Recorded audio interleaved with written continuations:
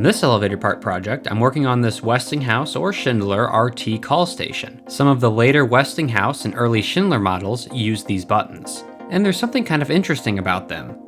They are actually atoms. And we've seen these buttons before in some of my previous projects, so the wiring for this button is not going to be very difficult. So before we get to wiring, let's take a look at all of the components of this fixture. First there's the plate, and there's not a whole lot to see here. It's just a plate with some studs on the back. Next there's the key switch, and it's just a basic Adams key switch, and you'll see it works just like the buttons. When you turn the key, it pushes down on the P switch, completes the circuit. As for the buttons, they're just like any other Adams button we've seen before, except the button cap is different. That's really the only thing that's different about Adams fixtures. They have the same Adams Survivor base, it's just the cap on top is a little bit different based on the type of button that you want. Pulling this off reveals how this works. So as we've seen before, this is the base, and then this is the cap, and you'll see that the button cap is held in by these 4 pins. And pushing all those pins at the same time, you can remove the button cap.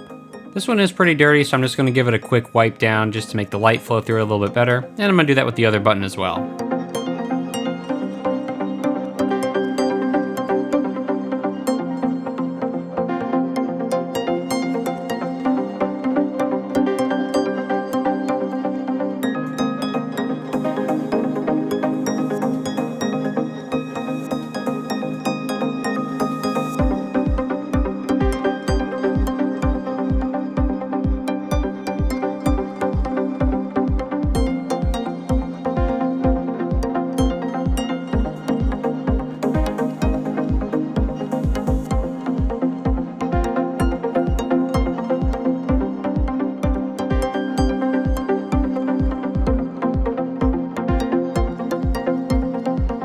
Now there's one more thing I need to make for the buttons before I can put it back together. If you notice closely at the beginning of the video, you might have noticed there's a small gap around the ring of the button, and that's because a piece is missing. So to fix this, I designed this piece in my CAD software, and I'm 3D printing 2 of them, one for each button, so it fills in that small gap around the button.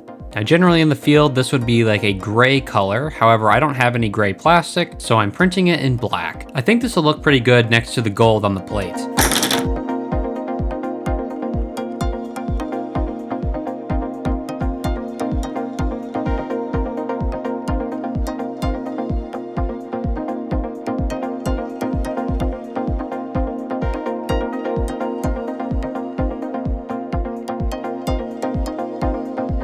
And now that the buttons are put back on, you can see that the little rings I made look really nice with this plate.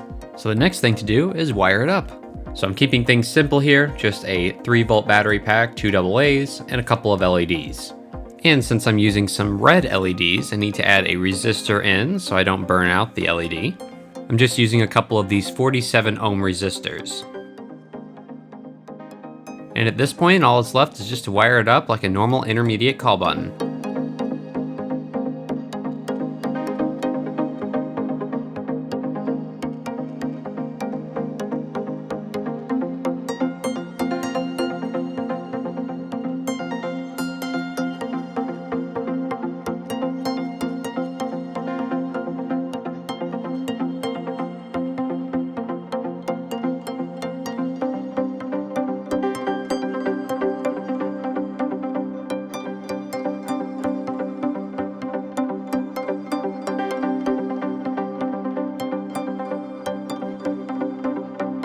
And now the wiring is complete, and this fixture is now finished.